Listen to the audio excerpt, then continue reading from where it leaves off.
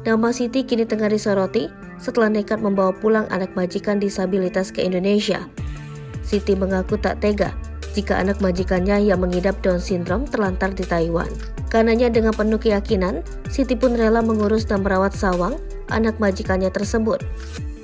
Kisah Siti yang ikhlas merawat Sawang meski tak digaji majikannya itu jadi perhatian Faisal Soh. Pebisnis sekaligus pegiat sosial yang kerap membantu banyak TKI itu pun akhirnya mendatangi Siti.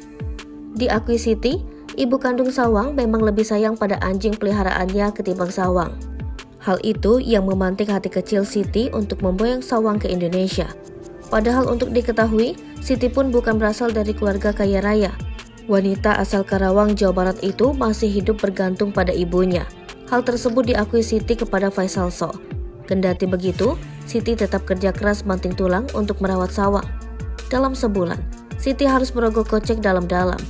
Biaya kebutuhan hingga obat Sawang mencapai 3 juta rupiah per bulan.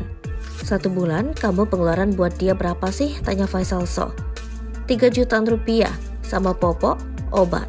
Obat kejang, dia kalau nggak konsumsi obat dia down, akui Siti.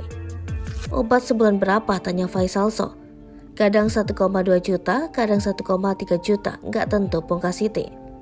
Rela mengeluarkan biaya 3 juta rupiah per bulan untuk Sawang, Siti nyatanya punya 3 anak untuk dinafkahi. Untuk mencukupi kebutuhan hidup keluarganya, Siti kini memiliki profesi terbaru. Sehari-hari, Siti membuka toko kelontong di rumahnya.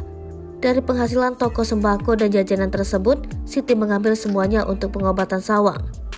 Baru merasa kekurangan biaya, Siti pun kini berencana untuk kembali lagi menjadi TKW di Taiwan. Tadinya saya rencananya mau ke Taiwan lagi buat biaya hidup ini. Biar Bibi yang jagain dulu. Aku biar sekalian menelusuri ke sana kakaknya Sawang di mana. Kemarin tanya katanya udah nggak di situ. Rumahnya udah nggak ditempati.